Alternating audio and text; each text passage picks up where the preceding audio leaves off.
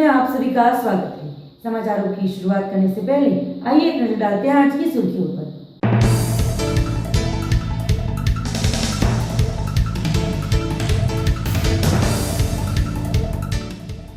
संघ प्रदेश दमन में परवरिश फाउंडेशन द्वारा दमन की गौपालन करती महिलाओं को केटल फूड का किया गया वितरण।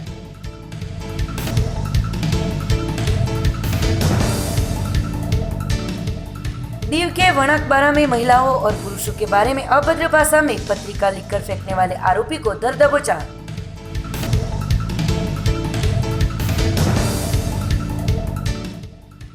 विविध प्रश्नों के निराकरण के हेतु धर्मपुर तहसील कांग्रेस समिति ने कलेक्टर को दिया आवेदन पत्र।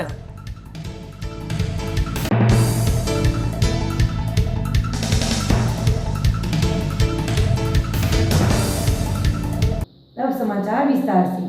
संघ प्रदेश दमन में परवरिश फाउंडेशन द्वारा दमन की गौपालन करती महिलाओं को केटल फूड का किया गया वितरण।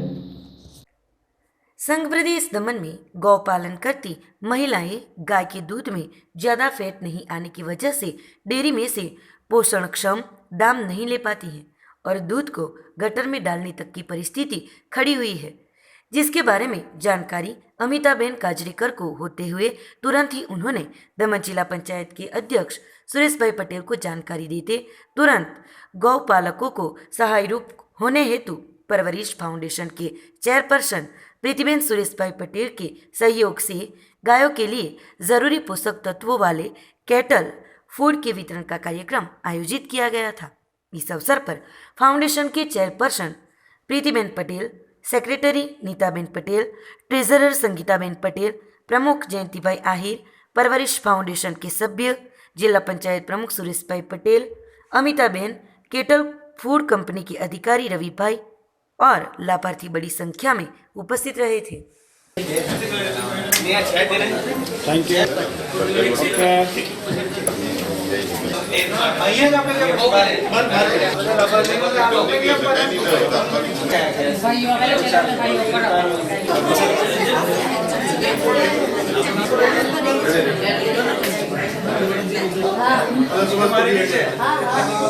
જેને પણ જરૂર હોય લઈ જજો।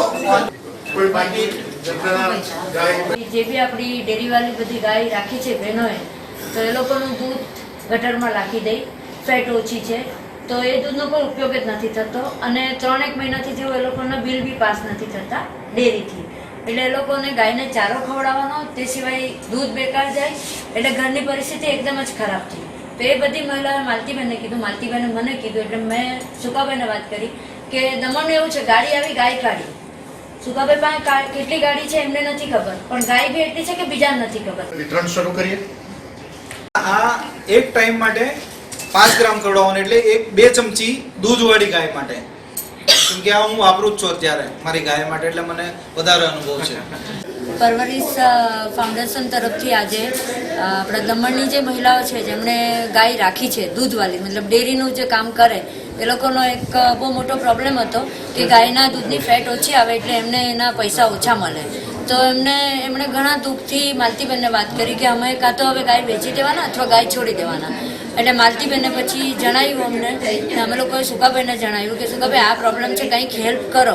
તો એમણે કીધું, એટલે જિલ્લા પંચાયત તરફથી કરવાની વાત આવી, પણ એમણે કીધું કે આપણું પરવરિશ ફાઉન્ડેશન છે જ, તો એમણે પ્રીતિબેન જોડે વાત કરી અને એકદમ તત્કાલ મતલબ ઝડપી નિર્ણય લીધો કે હા ઠીક છે, આપણે એ લોકોને આ જે બી પ્રોડક્ટ છે એ પહેલી વાર આપીએ, કારણ પ્રોડક્ટ મોંઘો છે, એ જે બોક્સ છે અને એ પાવડરથી ગાયની જે બી બીમારી હોય એ સોલ્વ થાય। જે ગાય દૂધ ઓછું આપતી હોય એનું દૂધ વધે, જે ગાયના આચર ફેલ હોય એ થાય, મતલબ એને શારીરિક જે અંદર જે ખામી છે એ આ પાવડરથી આયુર્વેદિક દવા છે, એનાથી એને ઘણી રાહત થાય, ગાય હેલ્ધી થાય। ગાય હેલ્ધી થવાની એટલે દૂધ વધારે આપવાનું, એટલે એમના જે કુટુંબનો જે પ્રોબ્લેમ છે, જે મહિલાઓનો જે આ વ્યથા છે એ દૂર થાય। અને એનું આજનું જે શરૂઆત જે પ્રયાસ કર્યો છે આમણે પ્રીતિબેને જે નિર્ણય તત્કાલ લીધો છે કે હા ભાઈ આપણે આ મદદ કરીએ, તો પરવરિશનો ઘણો ઘણો આભાર અને આ જ રીતે મહિલાઓને મદદ કરતા રહે એવી અમે અપેક્ષા રાખીએ। અને આજે બી એમની એમ્બ્યુલન્સ ગઈ છે હોસ્પિટલમાં કોઈક પેશન્ટને લઈને, અને આ છે હા સુરત ગઈ એમની ગાડી, અને જે લેડીઝ એ લોકો નથી આવ્યા એમના બી એમણે અમે કીધું કે 34 બહેનો છે પણ એમણે 50 પેકેટ મંગાવ્યા કે વાયા જે લોકો ડેરીનું કામ નથી કરતા પણ ઘરે જ એમણે ગાય રાખી છે એમને બી આપણે લાભ આપવાનો. એમને તો કહે તો 100 કે 200 બી લાવતે પણ અમે આટલી એમને એક લિસ્ટ આપ્યું કે આટલું છે. અને આ પછી બી જે બી બહેનોને એવું લાગે કે હવે આનાથી ફાયદો થયો છે તો તે પ્રોડક્ટ પછી તમારે પોતે લેવાનો છે, પછી સુકાભાઈને આપણે એના નથી કરવાના. પણ આ સિવાય બીજું જે ખેતી કરતા હોય એનો બી બીજો કેમ્પ કરવાનો એમની જોડે મેં ચર્ચા કરેલી છે. પણ એમણે કીધું છે દમણમાં ખેતી નથી તો સુકાભાઈને તમે જાણકારી આપજો કે કોણ ખેતી કરતું છે. એને બહુ હેરાન બી કરતો. આ ગાય વિશે જે આજે જે પગલું લીધું બહુ સારું છે. અને જે આ કેટલ સુધા છે એ એવી એક છે કે જો ગાયને આપણા મળમૂત્રથી એને જે દુર્ગંધ આવે છે એને સવારે 5 ગ્રામ સાંજે 5 ગ્રામ એવું તમે 20 દિવસ લાવો તો તમારા કમસે કમ દૂધની અંદર 1.5 થી 2 લીટરનો વધારો થાય છે. એની કિંમત છે કંઈ બહુ નથી, એની 10 થી 15 રૂપિયા તમને એનો ખર્ચો આવશે. આ તમને મળશે સેમ્પલ, એ તમે વાપરો 1 મહિનો એટલે તમને એનાથી રિઝલ્ટ મળશે. અને જે ગણાય તો અમિતાબેન અને આપણા માલતીબેન એમણે કીધું કે આ અમારે જે સમસ્યા નાની છે કે કેટલ ફીડમાં કે ફેટ ઓછી આવે છે, કેલ્શિયમ કંઈક ઓછું થઈ જાય છે, એના માટે કંઈક સુકાભાઈ તમે જિલ્લા પંચાયતથી પ્રોગ્રામ કરો. મેં કહું જિલ્લા પંચાયતથી તો કરવાનું હોય જ છે. તો મેં ઘરે વાત કરી. આજે પ્રીતિબેન જે છે એ મારા વાઈફ છે, તો એમને કીધું કે તો આપણે એક એ લોકો જો સાથ સહકાર આપતા હોય ને એ લોકો જો બધાને ઇન્વાઇટ કરતા હોય તો આપણે કરી દઈશું. મેં કહું ચાલો તો આપણે આપણા તરફથી કરી દઈએ ને એમનો આ શુભારંભ કર્યો છે. અગાડી પણ અમે પરવરિશ ફાઉન્ડેશન તરફથી અગાડી બી લાભ સેવા કરતા રહ્યા છે.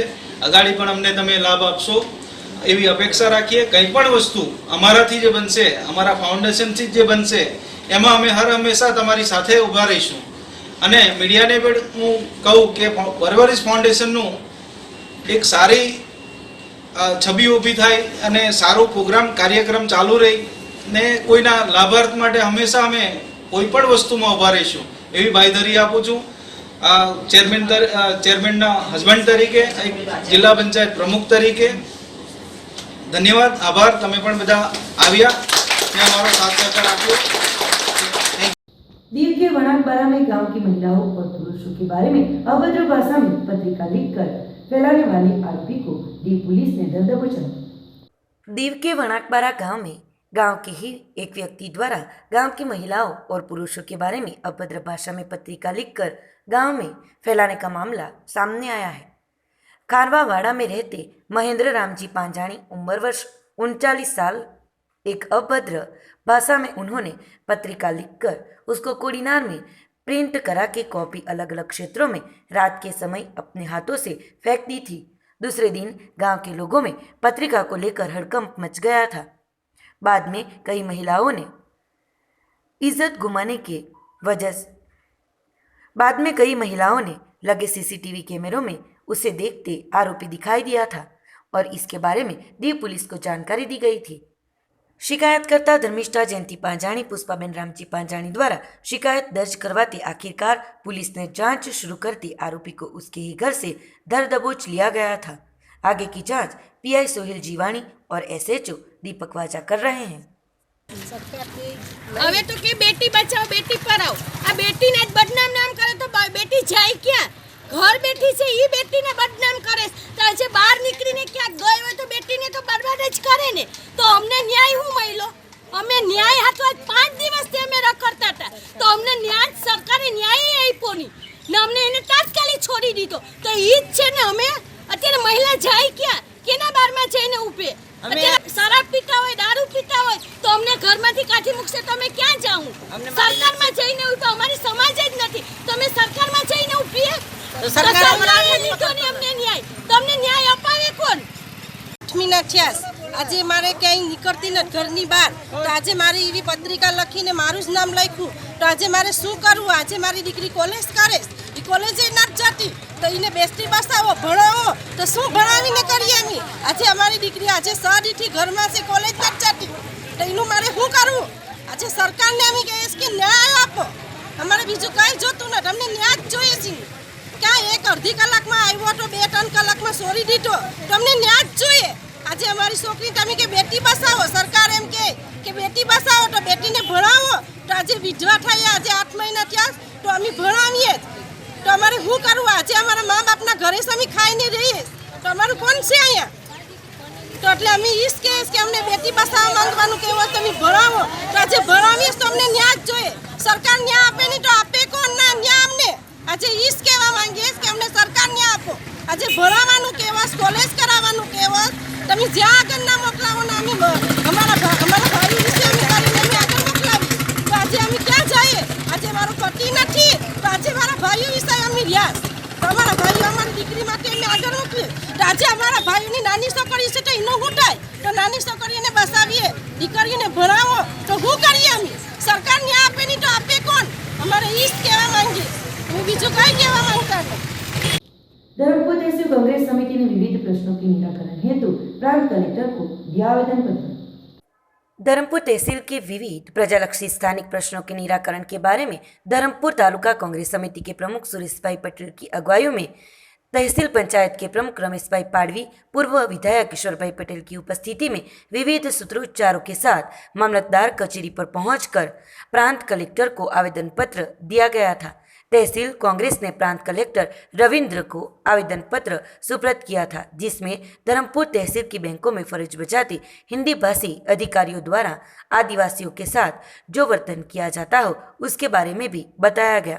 साथ ही दक्षिण गुजरात वीज कंपनी द्वारा पानी पुरवठा बोर्ड, साथ ही मिनी पावर पंप में कनेक्शन समय पर नहीं मिलते होने का भी बताया गया, जिसके कारण प्रजा को पानी की समस्या का सामना करना पड़ रहा है। साथ ही कई सारी मुश्किलों का सामना करना पड़ रहा है। सभी के लिए इन समस्या को लेके उन्होंने आवेदन पत्र दिया था। સુરેશભાઈ પટેલ, ધરમપુર તાલુકા કોંગ્રેસ સમિતિ પ્રમુખ.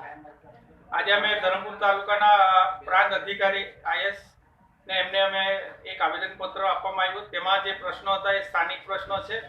નાના માણસોને સ્પર્શે એવા મુદ્દાઓ આજે અમે રજૂ કર્યા છે અને એમના અધિકાર મુજબ આજે સંકલન સમિતિમાં જે નાના માણસોને જે પ્રશ્નો છે એ પ્રશ્નોને આજે નિકાલ થાય એવી અમે પ્રાંત સાહેબને તેના માટે આવેદનપત્ર આપેલું છે. ब्रेक के बाद आपका स्वागत है। नानी दमन दुनेठा स्थित प्राइमरी स्कूल में वार्षिकोत्सव मनाया गया।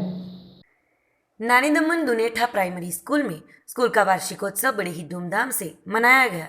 इस अवसर पर स्कूली छात्रों द्वारा सांस्कृतिक कार्यक्रम का आयोजन भी किया गया था, जिसमें विविध कृतियां पेश की गई थी। कार्यक्रम में गांव के सरपंच अग्रणी भरतभाई पटेल सहित बड़ी संख्या में छात्र, शिक्षकगण एवं प्रिंसिपाल उपस्थित रहे थे और अच्छा प्रदर्शन करने वाले छात्रों को इनामों का वितरण भी किया गया था।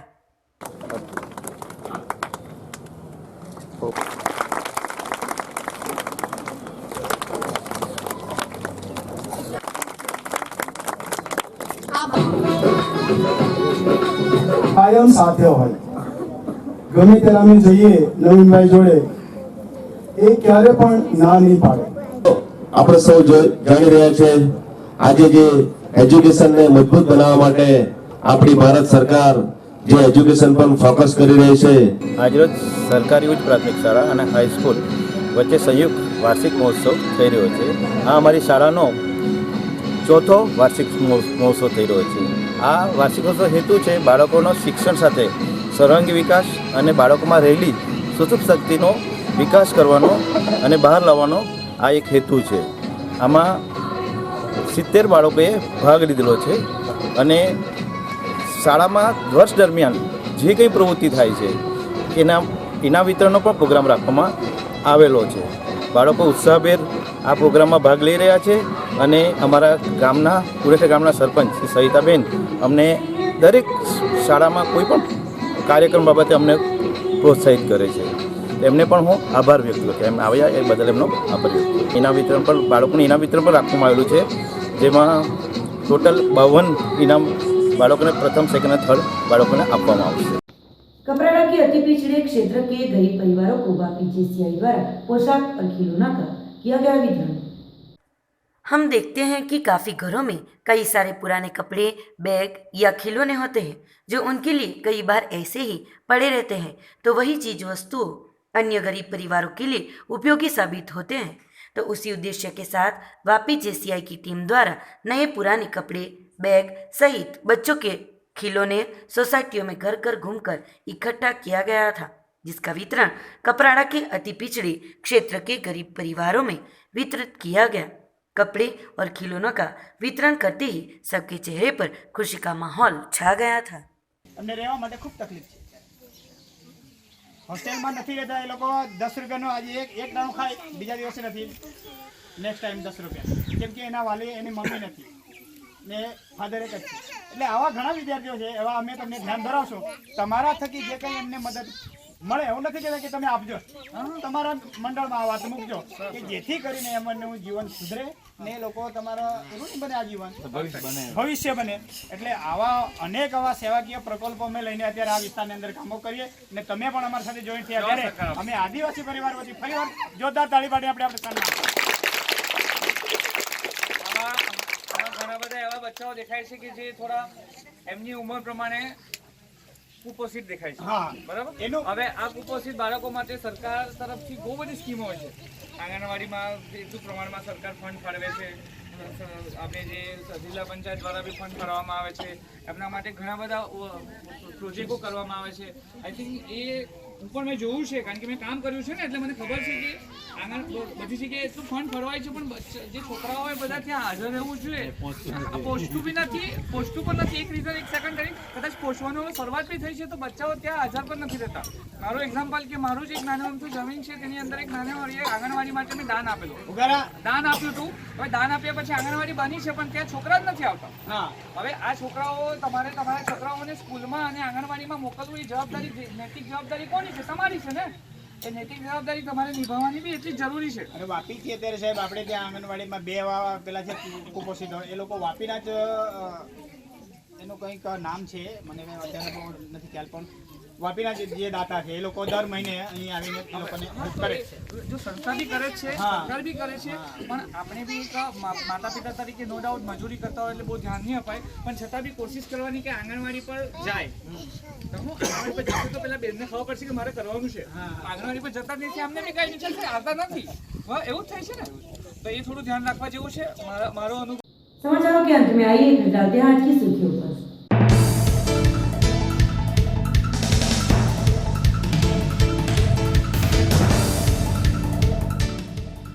संघ प्रदेश दमन में परवरिश फाउंडेशन द्वारा दमन की गौपालन करती महिलाओं को केटल फूड का किया गया वितरण।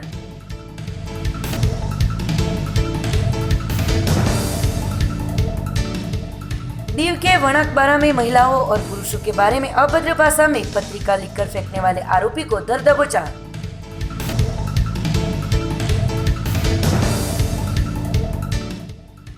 विविध प्रश्नों के निराकरण के हेतु धर्मपुर तहसील कांग्रेस समिति ने कलेक्टर को दिया आवेदन पत्र।